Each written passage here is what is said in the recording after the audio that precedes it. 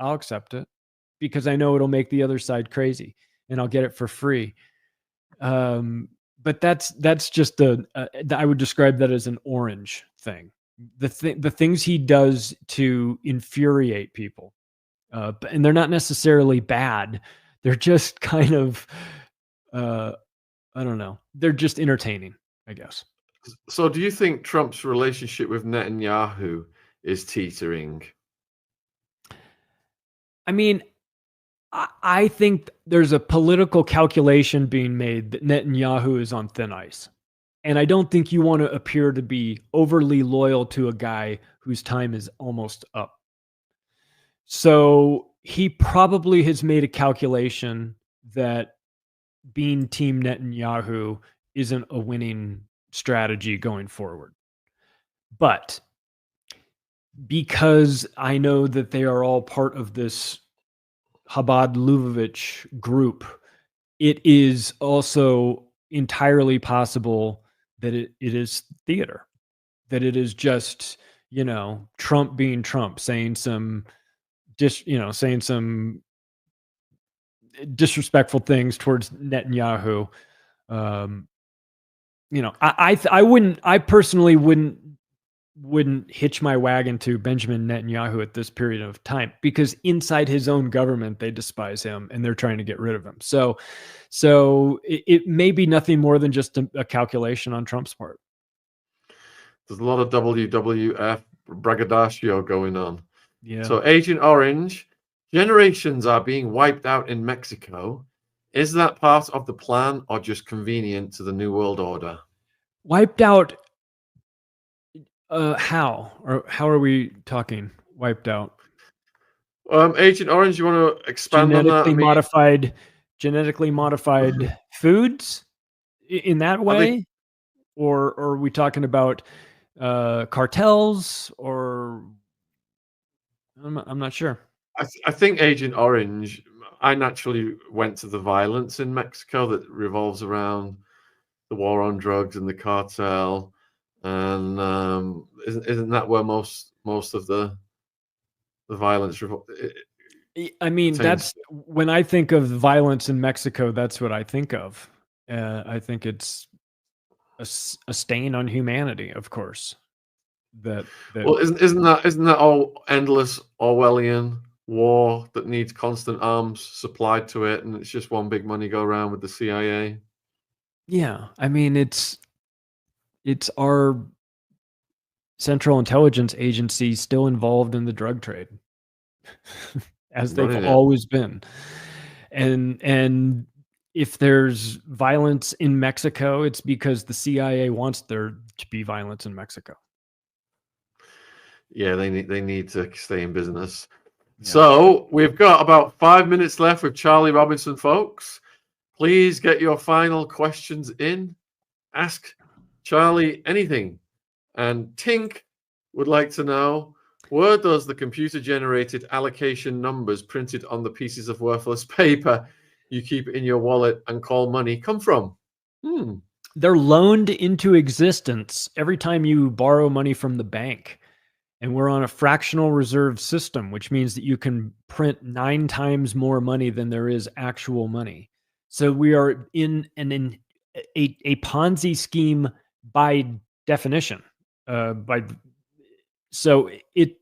fiat currency scam has been extremely profitable for them in the United States since 1913. And I think the more people understand about what our money is or what it's supposed to be and what it actually is. I mean, like I said, that was one of the rabbit holes that I started down early on in this because I just needed to know how it all worked from a financial standpoint. And I know you worked in financial services and you understand the details of how complex that can be and how you can just feel like a real sucker if you wade into those waters and you don't know what you're doing and you try to play with the big boys, you will get crushed. So I just didn't want to feel stupid anymore, and part of it was learning about the money. So I think people need to educate themselves on the Federal Reserve. Right. Have they halted the Epstein files release to avoid conflicts in tariff negotiations? I don't know. That's a good question. Certainly with Israel. I mean, I think there's a lot of representation in those files. I don't know so much with China, but maybe. Question from BB. Was Kennedy's assassination a public execution in a televised coup? Yeah, I think it was the change of society where I think America became captured by Israel after the shooting of Kennedy. I think that's when it really sort of solidified itself. I think that's when people kind of realized that we have a problem. Who do you speculate, or who can you speculate will be the next big name to take the stand in the Diddy trial? And will it be a name that shocks the world? We need to get Justin Bieber up there, don't we? You know what? Maybe for his own well-being, he needs to talk to somebody, I think, about what happened to him. And you never know if you wind up fulfilling that cycle and being the victim who becomes a perpetrator too. And that in its own way kind of keeps you silent about things. But if he is simply just a victim, then I hope he gets help, because this has got to be a really messed up time, to think about what happened and what scumbags these guys are, and how dirty that industry is. And if you make a deal to be a big star, you make a deal with the devil, maybe even literally in some of these instances. So I feel for the guy, man. I hope he is, I mean, I hope anybody who is a victim of this guy is helping themselves to feel better. And maybe they need to see this, and then maybe that'll be the thing that puts them, makes them feel like it's in the past, and they can move on. Because I think a lot of people hang on to that trauma, and a trial like this is going to be super triggering for people, maybe just other people who have gone through something similar, Will the US State Department investigate Virginia's death? No, because it was in Australia. No. It's a different jurisdiction. Let me see. Have we got any final quick question? Is there any real difference between who the American president is at this point? Well, Howard Zinn called it the illusion of choice. Yeah, exactly. It's different factions. There's certain components of it that are non-negotiables, that they're all in agreement with, about keeping the monetary system going, and keeping the wars going, and keeping certain alliances going with certain countries. And then there's some flexibility within that, depending on which team wins. But it's at its core, it's political theater. It's all part of the same system.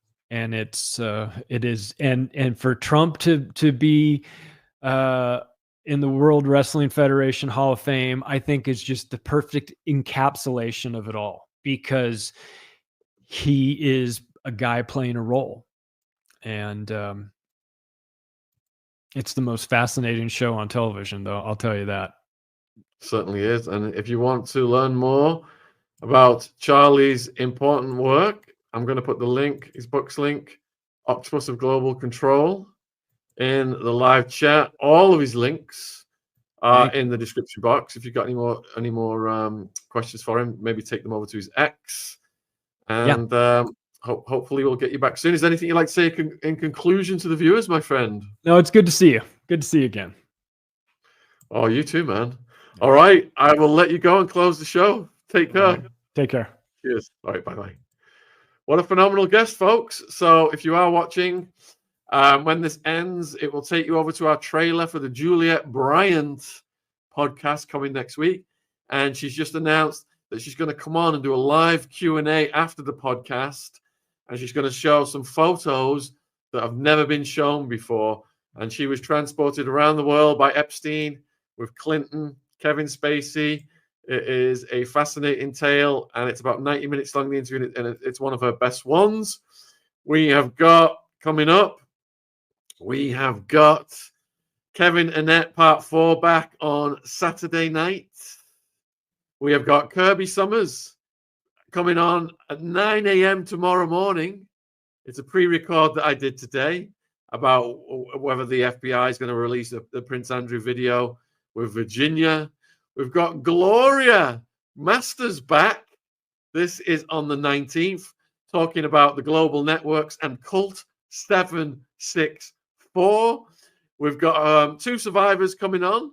We've got Rachel, age 10, survivor of mum's boyfriend. That is on the 20th.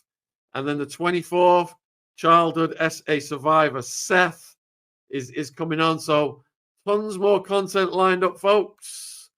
And if you've not seen the Juliette Bryant trailer, check it out. I'm ending this one now. It is